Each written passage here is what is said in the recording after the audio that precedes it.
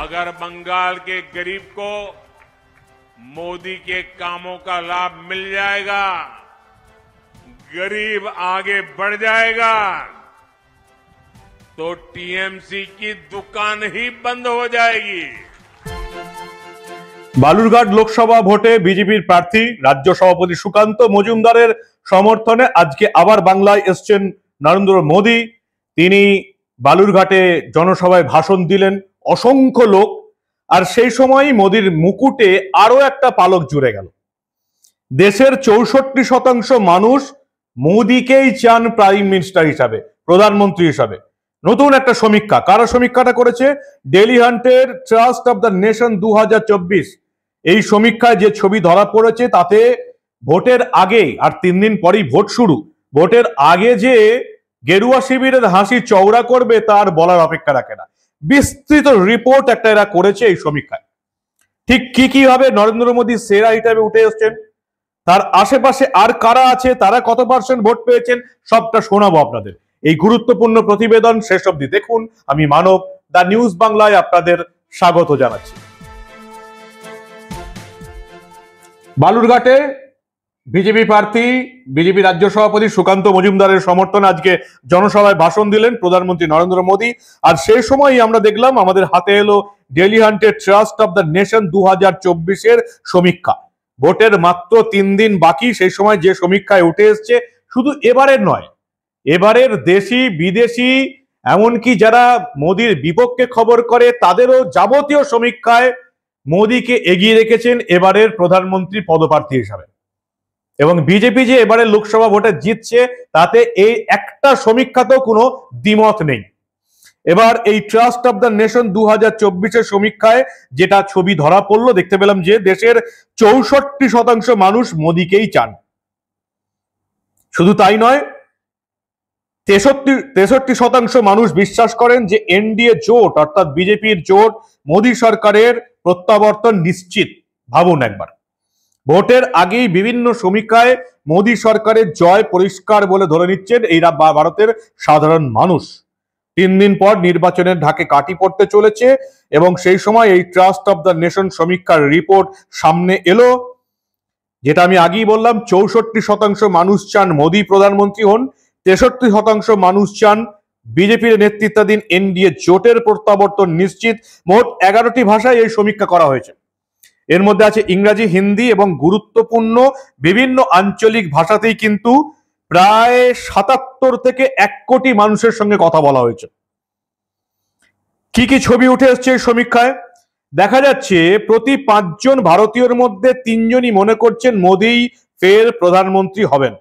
শতাংশের হিসাবে মোদীর পক্ষে 64% মানুষ রয়েছেন, সেখানে রাহুল গান্ধীর পক্ষে রয়েছেন মাত্র 21% মানুষ। 63% মানুষ বিশ্বাস করেন এনডিএ বা বিজেপি জোটই সরকার করবে। রাজ্য অনুযায়ী যদি হিসেবটা দেখেন তাহলে দিল্লিতে প্রধানমন্ত্রী হিসাবে মোদীকে চান 57.7% মানুষ, রাহুল গান্ধীকে চান 24.2% মানুষ। এমনকি দিল্লিতে যোগী আদিত্যনাথকেও প্রধানমন্ত্রী হিসেবে চান প্রায় 13.7% মানুষ। অন্যদিকে যোগীর রাজ্যে উত্তরপ্রদেশে আবার 78.2% মানুষ মোদীকে চান। আপনারা জানেন বারাণসী কেন্দ্রে কিন্তু নরেন্দ্র মোদী আবার এবারে লোকসভায় বিজেপির প্রার্থী।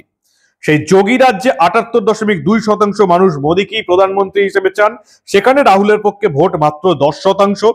বাংলাতেও কিন্তু নরেন্দ্র মোদী এগিয়ে প্রধানমন্ত্রী প্রার্থী হিসাবে, 62.6% মানুষ তাকে প্রধানমন্ত্রী হিসাবে দেখতে চান। রাহুল গান্ধীর পক্ষে ভোট পড়েছে 19.6% মানুষ। আর বাংলাতে মমতা বন্দ্যোপাধ্যায়কে দেশের শীর্ষ নেতা প্রধানমন্ত্রীর পদে দেখতে চান 14.8% মানুষ। অর্থাৎ এই সমীক্ষাটাতে বাংলাতেও কিন্তু রাহুল গান্ধী মমতা বন্দ্যোপাধ্যায়ের তুলনায় এগিয়ে আছেন প্রধানমন্ত্রীর পদপ্রার্থী হিসাবে। তামিলনাড়ু এবং কেরলে অবশ্য এই সমীক্ষার ফলাফল কিছুটা আলাদা। তামিলনাড়ুতে আমরা দেখতে পাচ্ছি এবং মোদী এবং রাহুল প্রায় সমান সমান। একমাত্র দক্ষিণের এই রাজ্যটাতে বিজেপি জিততে পারেনি। 43.2% মানুষ বলছেন মোদীকে প্রধানমন্ত্রী চান, 43.2% মানুষ রাহুল গান্ধীকে প্রধানমন্ত্রী চান। একমাত্র এই একটি রাজ্যেই, বাকি সব রাজ্যে নরেন্দ্র মোদী অনেক এগিয়ে। এমনকি বাম শাসিত কেরলের ছবিটা তুল্যমূল্য, সেখানে নরেন্দ্র মোদীকে চান 40.8% মানুষ, রাহুল গান্ধীকে চান 40.5% মানুষ, প্রায় সমান। তামিলনাড়ু কেরালাতে মোদী এগিয়ে নেই, রাহুলের সঙ্গে সমান, কিন্তু বাকি গোটা দেশে এগিয়ে। তেলেঙ্গানায় মোদীর পক্ষে 7.1% মানুষ, অন্ধ্রপ্রদেশে আরো বেশি 71% মানুষ। সমীক্ষায় দেখা যাচ্ছে যে 53.8% মানুষ সন্তোষ প্রকাশ করেছেন সরকারের জনকল্যাণমুখী প্রকল্পে।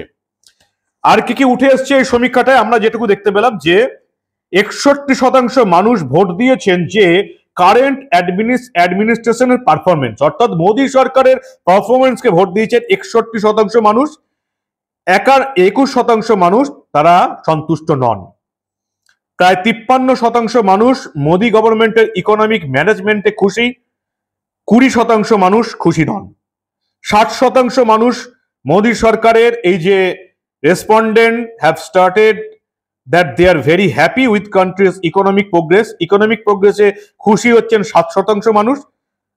প্রধানমন্ত্রী মোদীর লিডারশিপেও প্রায়, এমনকি নর্থ রিজিয়নও 63% মানুষ কিন্তু খুশি।